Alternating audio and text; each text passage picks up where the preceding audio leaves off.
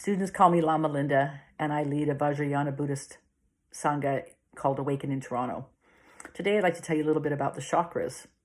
Many of you know about chakras. They're quite well known in other religions. Buddhism is not the only religion, the only spirituality that deals with chakras, but certainly Vajrayana Buddhism considers chakras to be a very important study. And there's lots to be learned about the energy of chakras and working with chakras. Of course, chakras are also well known in the New Age and spiritualism in the broadest of senses. So you may know chakras with slightly different numbers, colors, etc. Vajrayana Buddhism considers there to be 7 major chakras, and they operate from the base, from the bottom up to the top. And each chakra has a general location, it has a color, and there are qualities associated with these chakras. Now, when I say place and say location, it's not quite location as we often kind of think. It's not, you can't cut open a body and find a chakra. That's not how it works. Chakras are all about energy bodies. The chakra is the flower. It's the hub. It's there's a whole bunch of energy in one particular area. Chakras often have petals. They can be pointed up, pointed down, but the chakra is generally a hub of energy in a particular area, centered around the center of the body, but not necessarily limited to the skin or the edges of the body. We often talk about the lower 3 chakras for starters, because the lower 3 chakras are what my teacher Capel says are given by birth. So you have 3 chakras open, accessible to you, that you readily live in, deal with, and these lower 3 chakras must be attended to collectively before you can really advance very far on a spiritual path. These lower 3 chakras are colloquially called money, sex, and power.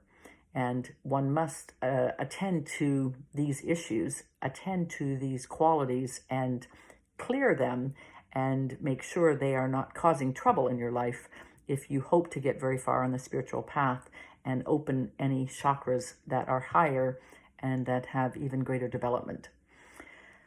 So let's talk about these chakras. I'll tell you a little bit about each of them, tell you about the place, the color, the qualities. There are additionally many meditations that work with particular chakras, and it's possible to work with one chakra at a time. Certainly, as one does some practices, there will be multiple ones activated at the same time. And really, the goal is to be able to build your chakra awareness and clarity until you can hold your space within the room, maybe even within the universe, but to be able to hold the energy of your own being. So let's go all the way to the bottom and start at the base chakra. This is also called the root chakra, and the color is red, and it stands for security and survival and everything that is associated with the basic part of life. So we often call this the money chakra because in today's society, if you don't have money, you can't really get on very well.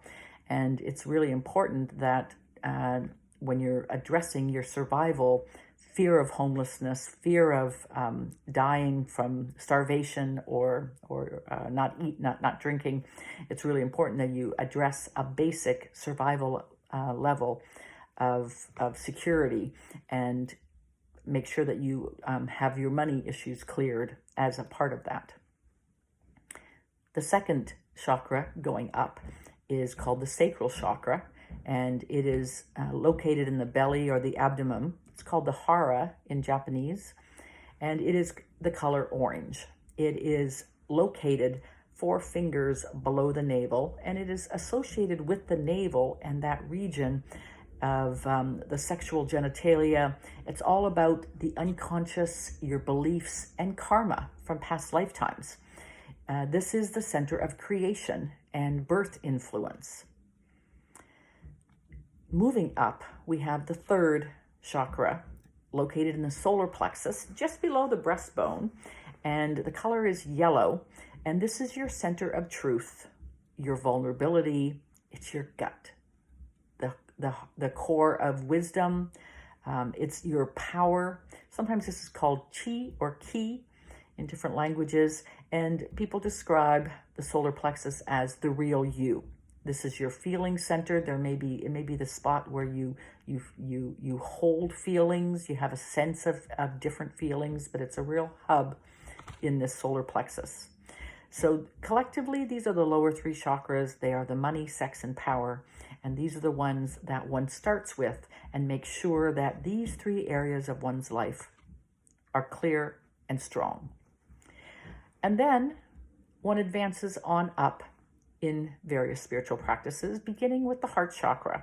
The heart chakra is green, and it is connected to courage, inspiration, and harmony.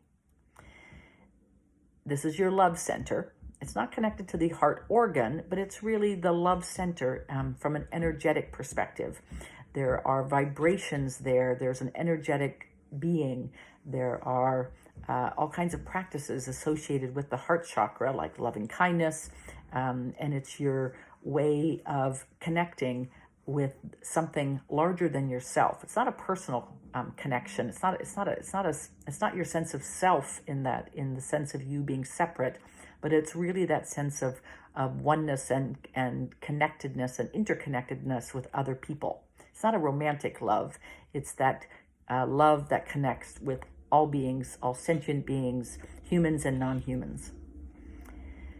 And then moving up, we get to the fifth chakra, which is located in the throat. This is the color blue. And in this throat chakra is the speaking of truth. It's your words and communication, and it's where one connects to the voice of wisdom. And if you have this throat chakra open and flowing, there will be a sense of not being choked up, not being able to, like not being tight and closed to speaking your truth. And instead, there'll be a release and a freedom to be able to speak and to say what needs to be said. And some of the practices associated with the throat chakra might include things like singing, chanting out loud, humming, doing some kind of a buzzing, speaking, singing, all kinds of sounding in the broadest of senses. And moving on up, we get to the third eye, which is located at the center of the forehead. And the color associated with the third eye chakra is indigo, which is a really deep blue.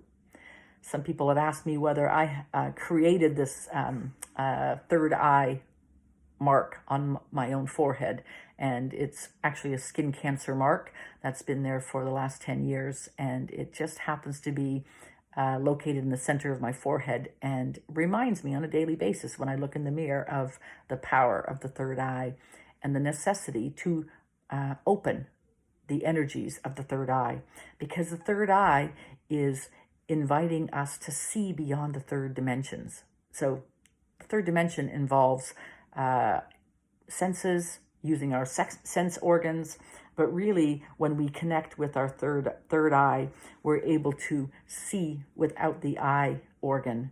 We're able to contact all the senses without the sense organs.